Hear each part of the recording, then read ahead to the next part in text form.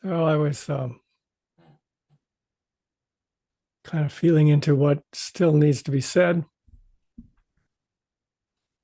This is our last class.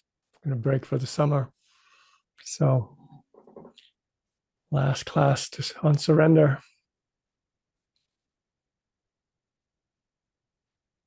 And for whatever reason tonight, I was drawn to the word welcome and to the pointing out of what goes along with our attention to the body. The body is sort of like an anchor, shows us where here and now is. The thinking mind isn't very good at that. It's often the future, it's often the past. It has some sort of conceptual overlay to everything. The body's just like here. When you're feeling it, you're here, you're now. But then there's a further invitation to step into here and now more fully. Because what creates here and now, those words actually point to this awake presence that we are. Because it's not a location. Everywhere you go is here, right? This is, here doesn't have a place, nor there's now. Every moment that's ever been was now at one time, but it's not now anymore. The only place that's now is this place that's awake, that we are, this space where things show up and disappear. That's what now is. That's what here is. So you could say that those words point to, I'm not sure why I'm not liking the word consciousness lately. Maybe it's too much talk about consciousness in kind of philosophical terms when it's so concrete, it's so immediate. And what happens, I think, to us as beings, as animal beings, is we get so drawn into the content of what's showing up in any moment. Whether it's the dinner we're making or the lecture we're giving or the activity we're in the middle of, we get so absorbed in the content of that we miss this openness that's here, and it's always here. It never goes anywhere. It's always here. And when we cling to wanting something a certain way or not wanting it a certain way, again, we get kind of fixed on the content. If there's something hurting in the body that you don't want, it just looms large. It's hard to be the space of welcome. And yet something in you still is. Something in you isn't arguing with that discomfort, even as your mind argues with it. There's something that's just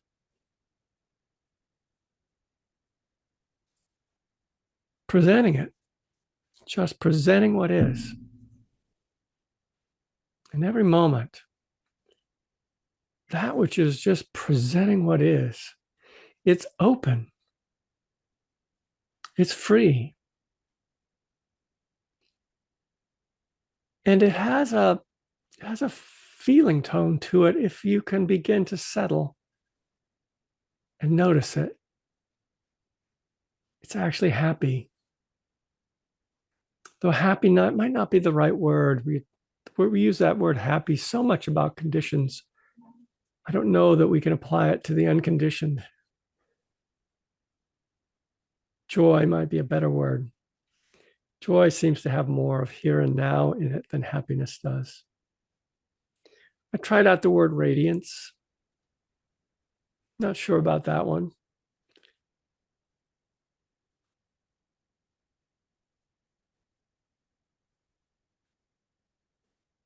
the phrase from the Mangala Sutta in the Theravadan canon of suttas. Mangala Sutta is the sutta on blessings, long list of blessings. And at the end, it talks about a heart that's unshakable, sorrowless, stainless, and secure. And that sounds like such a reach for those of us, who are vulnerable to sorrow, who feel fear and are insecure, and who often feel kind of shame and besmirched by what we've done or what's conditioned us, our traumas, there's all this sort of stuff. And yet, the space of welcome is sorrowless, even as it welcomes sorrow. This is the paradox. In the midst of actually feeling, say, the pain of loss and surrendering to it, there is a space of welcome that is sorrowless, meeting it, even as one surrenders to the force of it and the current of it, the power of it, like a storm passing through. What it's passing through is not sorrow.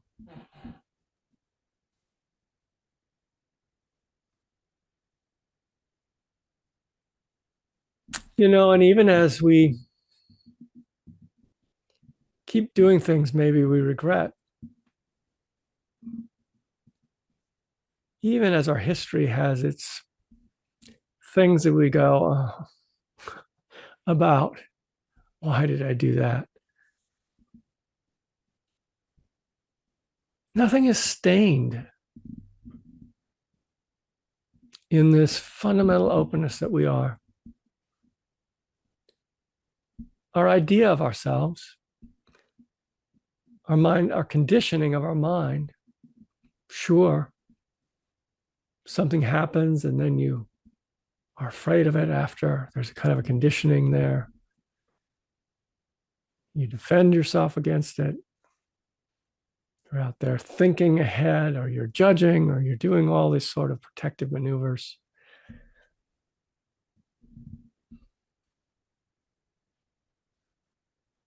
But what is actually knowing, it's actually awake,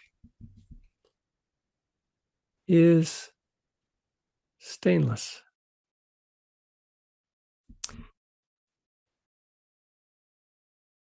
And even though, as embodied beings, there's so much to be afraid of as social beings, unable to control, how people respond, what happens in the world, our physical safety, our loved ones, their safety, our emotional safety.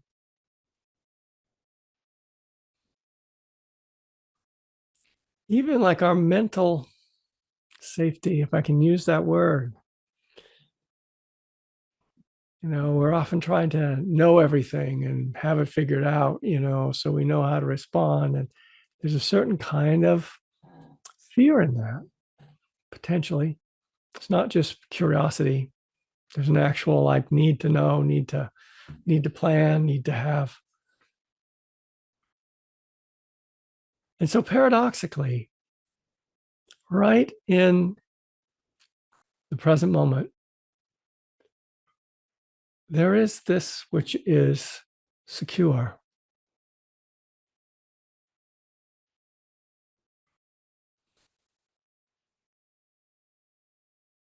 pointing that out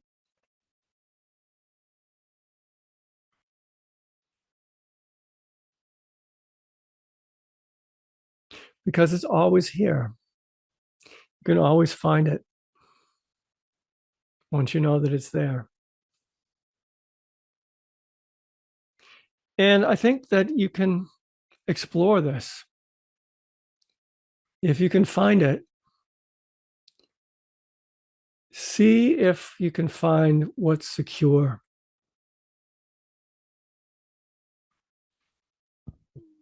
You have to let go of a lot. You have to let go of the I character.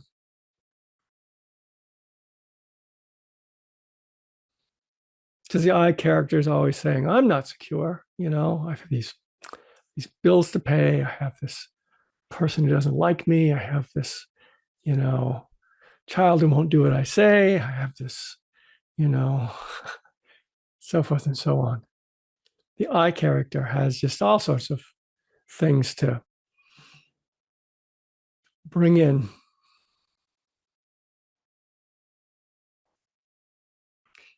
But we're more than that I character. That's what we wake up from, really. We wake up from this I character, trying to make it all work out.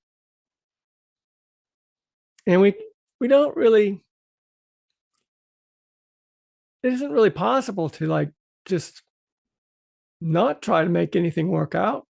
You know, it's part of life. It is part of life. We're living.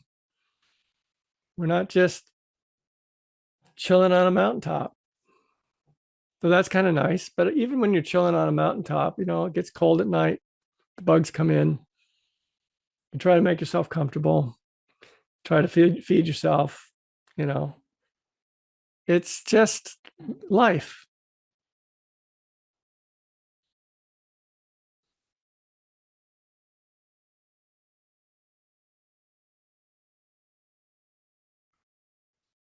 But there can be this shift that happens when you start to notice this. It's like your heart wakes up. You know, there's kind of like a mental waking up to, oh, what he's talking about is actually, I actually recognize what he's talking about. And it takes a while to do that. And then you have to recognize it over and over. But there's a point where the heart starts to recognize it. And almost of itself, it starts to let go a bit of trying to make everything work out. Or it isn't, or it still tries to make things work out. But it realizes that happiness isn't dependent on that.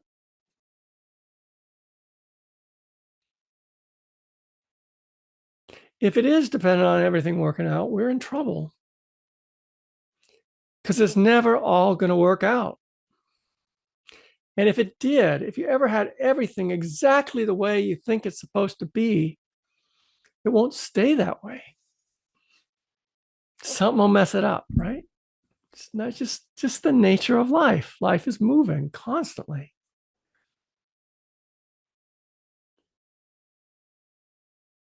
But it's like your heart starts to wake up to, wow, there is a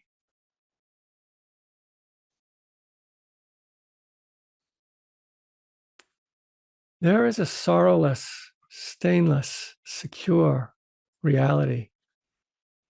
And it's actually what I am already. I don't need to create that. I don't need to create it in the world.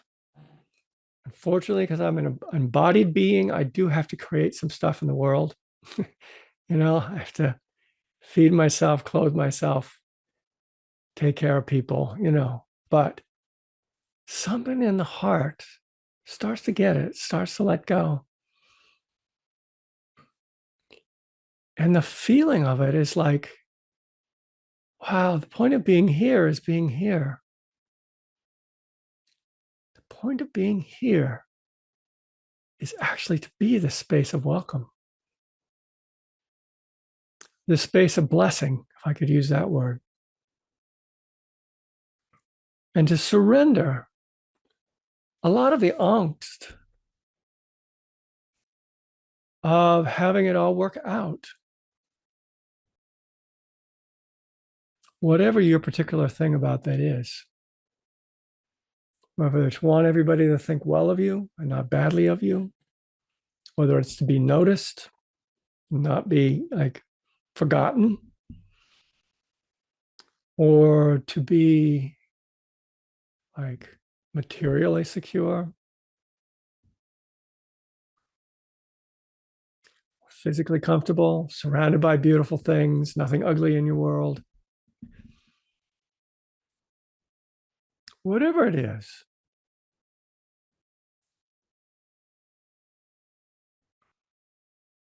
The heart starts to turn toward itself.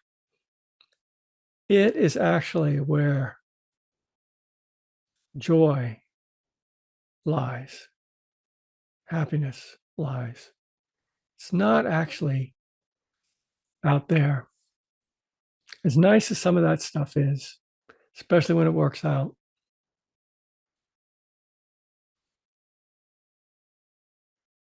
there can be a peace that is unshakable.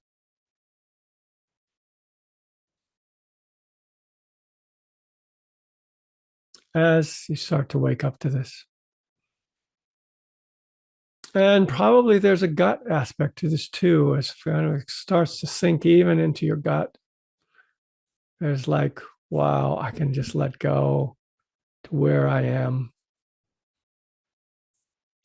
You know, on a previous class, I mentioned a kind of inner GPS, kind of global positioning system that we have inside of ourselves.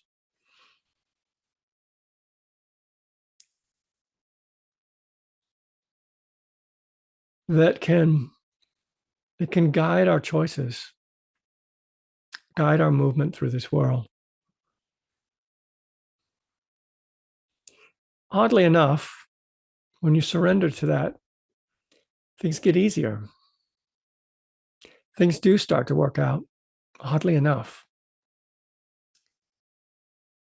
I wish I could give you clearer instruction how to find it. My sense is it's in the gut as a place in the body.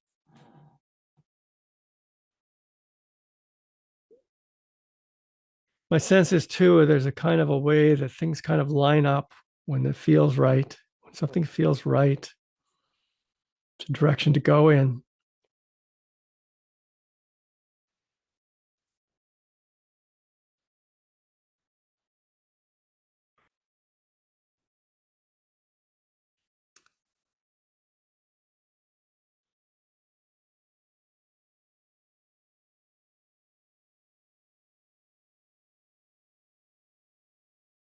Sometimes when, there's all sorts of people have opinions about what you should be doing with your life, what, you know, what's a good thing to be involved in. But only you actually can know what you're here for. Do you know what you're here for? Specifically, I mean, we can talk generically about waking up, but I think that each individual too has very specific things that they're here for. Sometimes it's to go through something quite miserable, I'm afraid to say, sort of like a learning experience, shall we say, another learning experience. And sometimes that comes to us as fate. Sometimes that comes to us as like accident, which seems like it's something that happens to us. We undergo it. And we really do have to surrender to some harsh things in life.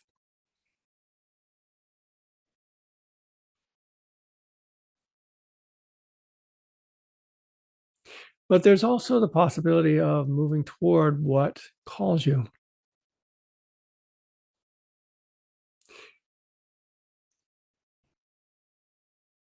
You have to discern that from just your cravings, you know? Maybe having a drink calls you, but that's not necessarily what I mean. Take a vacation.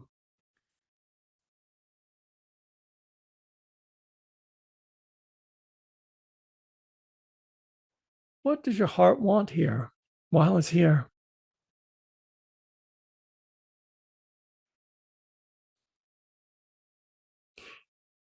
I think once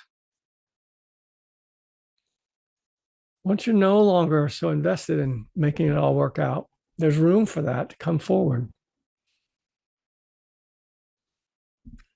This life isn't going to end well for any of us, you know?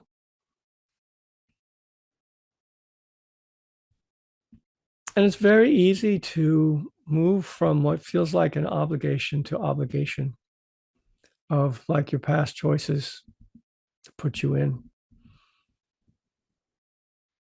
to maintain the life that you've somehow developed for yourself. But what calls you?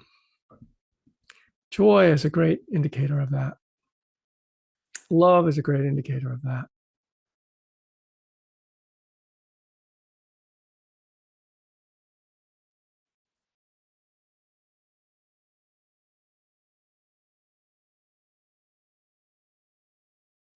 And once you realize that it's actually happiness isn't out there anywhere to be had, it's actually what you are. And it's your holding on to all that stuff out there that's obscuring that fact. And once you wake up a bit to this happiness, which you are, what does it want to do in the world that isn't driven by fear? It isn't driven by getting.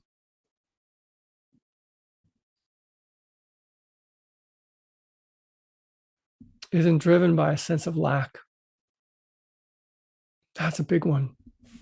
That's what I mean by getting. Doing that's driven by a sense of lack.